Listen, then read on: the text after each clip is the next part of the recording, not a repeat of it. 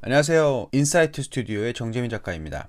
이번 영상에서는 제가 오랜 시간 동안 미래 사회에 대한 예측을 연구하던 많은 자료 중에 제일 흥미롭게 집중했던 성 말라키의 예언에 대한 내용을 소개해 보려고 합니다. 참고로 제 전문 분야인 미래 예측은 예언이 아니라 미래 사회에 대한 시나리오를 통해 예측을 하는 영역이므로 예측과 예언은 절대로 같지 않다는 것을 강조하며 시작할게요. 여러분들에게 정말 소름이 돋을 만큼 흥미로운 부분들이 많았던 성 말라키에 대한 예언을 나누어 보도록 하겠습니다. 단 여러분들은 그저 더도 말고 덜도 말고 있는 사실 그대로만 알고 계시면 될 것 같습니다. 구독과 좋아요도 잊지 말아 주시고요. 자, 여러분들은 예언하면 누가 떠오르시나요? 아마도 거의 대부분의 독자분들께서는 노스트라다무스의 예언을 기억하실 것입니다. 그런데 그의 기록은 사실 조금 애매한 부분들이 있습니다. 예를 들어 그의 예언 중에 가장 유명한 것이 바로 종말에 대한 예언인데, 노스트라다무스의 사행시를 예로 들어보면 1999년 7번째 달에 하늘에서 공포의 대왕이 내려온다 는 식의 은유적인 비유들이 대부분이죠. 그렇기 때문에 많은 오해와 거짓이 난무하게 되는 것입니다. 또한 많은 이단 종교단체가 이러한 것들을 계기로 해석을 끼워 맞추기도 하죠. 하지만 성 말라키의 예언은 특별한 부분들이 있습니다. 역시 비유가 있기는 하지만 그럼에도 불구하고 훨씬 실제에 가깝다고 볼 수 있습니다. 저와 같이 미래에 대한 연구와 예측을 하려면 언제나 비판적 사고를 기본으로 모든 정보를 대합니다. 그런 관점에서 이번 예언에 대해 먼저 검증할 것들이 있었습니다. 제일 중요한 것은 누군가에 의해 말라키의 예언이 현재의 상황에 맞게 끼워 맞추기식이 되지는 않았는가를 검증해 보아야 합니다. 그걸 해석하려면 이 예언이 나오게 된 배경과 예언이 계속 변개되지는 않았는지를 확인해야 하죠. 예를 들어 거의 대부분의 이단 종교들의 경우에 교리가 계속 변개되는 것처럼 예언이 계속 바뀐다면 그것은 예언이 아닐 뿐더러 중간에 누가 오류를 넣었다는 것이므로 그 기록은 거짓일 가능성이 높다는 뜻입니다. 자, 그럼 성 말라키의 예언에 대해 역사적인 배경을 알아보도록 하겠습니다. 프랑스의 한 수도원 원장이었던 프랑스와 쿠체라트가 교황청에 제출한 자료에 따르면 아일랜드의 대주교였던 말라키는 1139년 당시 교황이었던 인노첸시오 2세의 소환에 따라 로마에 머무는 기간 동안 미래의 모든 교황에 대한 환상을 경험했으며, 그가 기록한 원고는 바티칸의 비밀 기록서에 보관되다 1590년에 외부로 공개가 되었다고 밝혀졌는데요.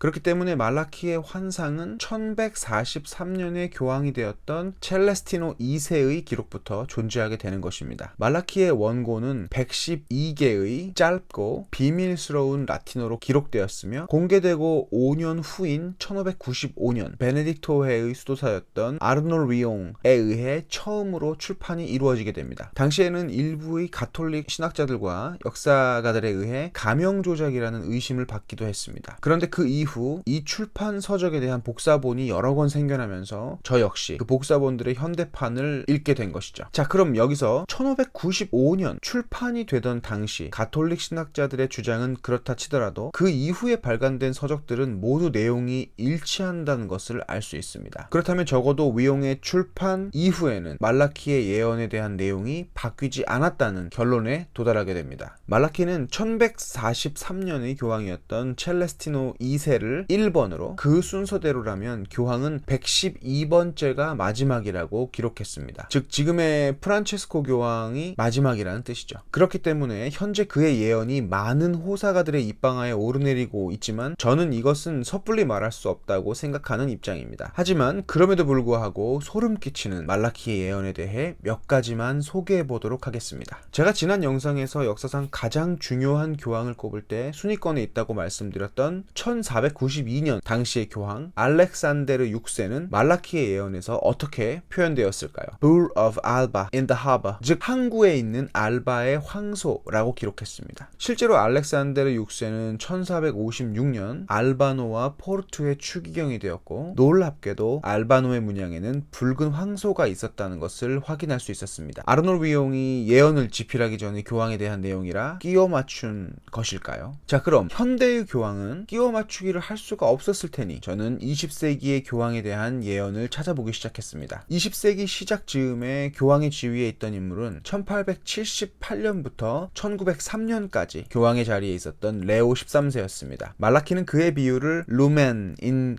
Coelho, 영어로는 Light in the Sky, 즉 하늘의 빛이라는 비유를 들었는데 놀랍게도 레오 13세 교황을 상징하는 문양으로 하늘에 있는 혜성이 있었다는 사실을 알아냈습니다. 이것도 우연일 가능성이 있으므로 그 다음 교황인 비오 10세에 대한 비유를 찾아보았습니다. 말라키는 그를 가리켜 라틴어 Ignis Ardens, 영어로 번역하면 Burning Fire, 즉 타는 불이라는 비유를 들었는데 비오 10세가 재위를 마치던 해 여러분들이 잘 알고 계시는 1차 세계대전이 일어나게 되었습니다. 그래도 언제나 전쟁은 있을 수 있으니 이것도 끼워 맞추기일 수 있다고 생각해서 그 다음 교황을 살펴보았죠.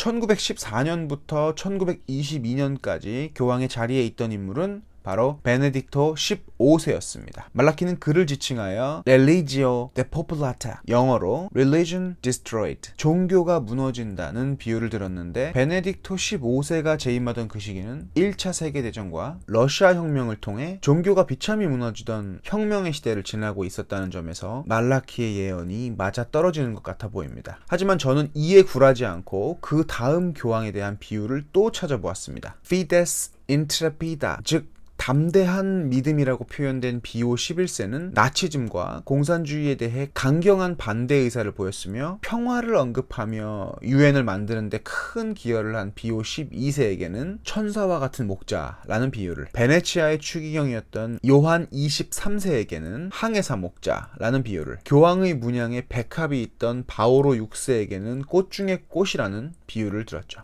그런데 제가 찾아본 압권은 지금부터입니다. 교황의 역사에서 33일이라는 너무나 짧은 재위기간에 있었던 요한 바오로 1세의 비유는 Demmeditate Luna, 영어로는 Half of the Moon, 달의 중간이라는 비유였죠. 도대체 이것은 무엇을 뜻하는 말인지 참 궁금했습니다. 그래서 여러 기록들을 찾아보았는데 요한 바오로 1세가 재위에 있던 시기는 위키피디아 기록으로 8월 26일부터 9월 28일까지의 33일이었습니다. 당시의 역사를 좀 더 자세히 들여다보니 요한 바오로 1세가 교황으로 선출되는 콘클라베는 8월 26일에서 27일 사이에 있었고 실제로 교황의 즉위를 시작하는 인스톨레이션, 즉 착좌식이 시작되던 시점이 9월 3일이었다는 것을 알아내었습니다. 당시 워싱턴 포스트의 1978년 9월 4일의 기사를 보면 콘클라베를 마치고 8일 후인 9월 3일 요한 바오로 1세가 착좌식을 했다는 것을 확인할 수 있었습니다. 자, 그럼 9월 3일의 착자식부터 9월 28일의 선종 사이, 정확히 중간이었던 1978년 9월 16일에는 어떤 일이 있었을까요? 일식과 월식을 정확히 알 수 있는 전체 데이터 프로그램을 찾아보니 정말 놀랍게도 1978년 9월 16일에는 전체 월식이 있었던 것을 확인할 수 있었습니다. 솔직히 정말 놀랐습니다. 흥미로 시작한 예언서 분석이 이렇게까지 시간을 끌지는 몰랐거든요. 그리고 그 다음 교황인 카롤 보이티와 우리가 잘 알고 있는 요한 바오로 2세의 비유에 대해서도 알아보았습니다. 말라키는 요한 바오로 2세를 지칭하여 라틴어 De labore solus, 영어로는 The labor of the sun or an eclipse, 우리말로 번역하면 일식의 기간 혹은 일식의 분만 정도로 해석할 수 있는데 정말 너무나 놀랍게도 카롤 보이티와, 즉 요한 바오로 2세가 태어난 날인 1920년 5월 18일은 정확히 부분적인 일식이 있었던 날이었고 요한 바오로 2세의 장례 미사가 있던 2005년 4월 8일에는 여러분이 예상하시고 계시는 것처럼 전체 일식이 있었던 것을 확인할 수 있었습니다. 그리고 111번째 올리브의 영광, 그리고 마지막 112번째 로마의 베드로를 끝으로 말라키의 교황에 대한 예언은 마무리가 됩니다. 순서대로라면 지금의 프란체스코 교황은 111번째가 될 수도 있고 112번째가 될 수도 있습니다. 그 이유는 지금의 프란체스코 교황이 이전 교황의 선종 뒤에 다음 교황으로 추대되는 가톨릭의 관습을 전혀 따르지 않은 교황이기 때문입니다. 말라키라는 900년 전에 아일랜드 대주교가 환상으로 받았던 예언이 지금 우리에게 주는 의미에는 어떤 것들이 있을까요? 오늘은 국제정세를 연구하고 예측하는 것을 전문으로 하는 정재민 작가가 찾아본 성 말라키의 예언서에 대한 분석을 영상으로 만들어 보았습니다. 이번 영상이 흥미로우셨다면 구독과 좋아요 부탁드리겠습니다. 시청해주셔서 감사합니다.